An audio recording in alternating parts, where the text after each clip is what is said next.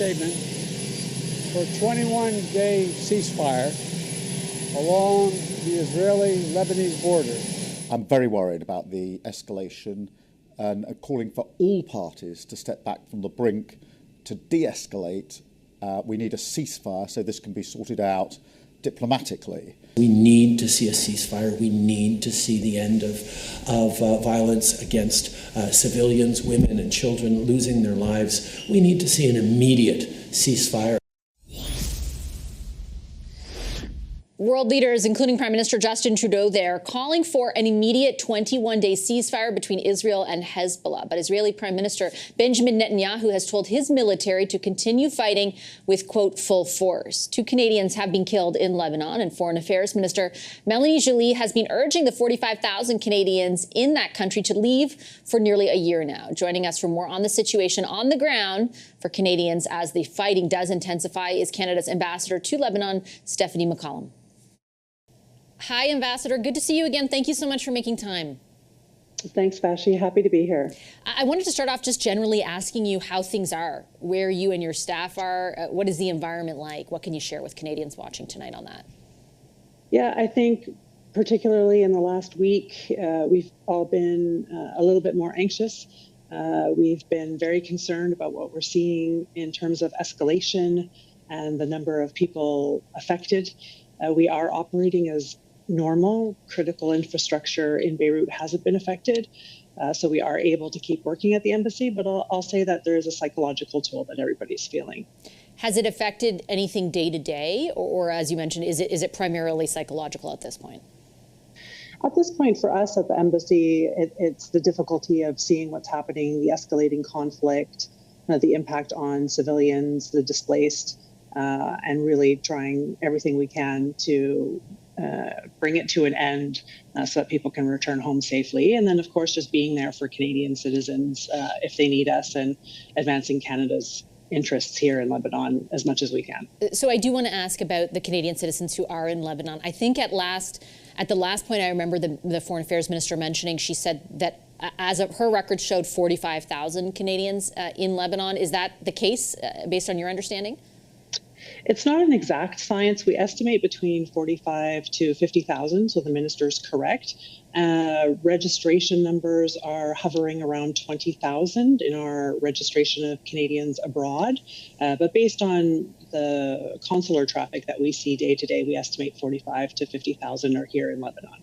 So about a year ago, we spoke when there was increased activity at the northern border. And I asked you a series of questions at the time about what kind of discussions were underway to plan for the possibility of an evacuation of the Canadians who did want to leave. I think at the time, I remember you telling me that those discussions were underway. How have they evolved through the past year? And where are things at should that be necessary at this juncture? Right. You are right. We did discuss that. We currently are still not offering assisted departures. They are a means of last resort. But the plan certainly has been refined. We've continued to improve it as the situation has evolved. It exists, but it's not anything we're guaranteed we'll be able to implement. So it's very important for us to keep telling Canadians for almost a year now to avoid putting themselves in a situation where they would need us to help them, avoid putting themselves in a situation where they would need emergency assistance, and to leave while commercial flights are still available, notwithstanding the fact that we have a fairly robust plan. And how available how easy is it to leave right now for people who have family there, for example, who may be watching this, not in Lebanon, but if their family in Canada are watching and they want to communicate this, what is your message to them at this point in time, and how easy is it for them to leave? Right. Our message really hasn't changed in the last year. I think what we're seeing is families are really concerned, and we certainly understand their anxiety levels. I think they're concerned in Canada, but they're also concerned here, especially with the increased violence we've seen during the attacks of the last week. Certainly, commercial flights are still available, but at a reduced pace this week. There are still options available. Our advice hasn't changed. We think Canadians should be availing themselves of those options, and certainly be in touch with us if they're having difficulty doing so, because there are some reductions in those flights. So they should be reaching out to us at the embassy, and we'll do everything we can to help connect them to those available flights so that they can leave if they want to. And when you speak about, obviously that being the first mode available, but should there reach a point where some sort of plan needs to come into place to evacuate Canadians, when you reference that, is there anything you can share with us about what that would look like? And I ask for a couple of reasons. First, I think back to 2006, I was just reading a Senate report on the evacuation efforts there and all the challenges and the kind of pandemonium that ensued at the time. And then yesterday, the Minister of Foreign Affairs also referenced the explosion that happened in the interim that kind of changed the ways with which Canada can operate in this mode as well. Like, what can you share with us about what Canada is able to do should the moment arrive? It's a good question, I think, and it's one that we've been asked frequently. And so the plan is multi-phase, and it is meant to adapt to whatever environment exists. So if the airport or those commercial options are no longer available, but infrastructure is unaffected, it's a certain plan. If infrastructure is affected, movement is restricted, it's a different type of scenario, and our advice would be different. And it has to be safe for Canadians to actually move. To avail themselves of any option that we might be able to offer them. So the plan is not only one option, but multiple options depending on the situation we find ourselves in. And again, it's one we hope we don't find ourselves in.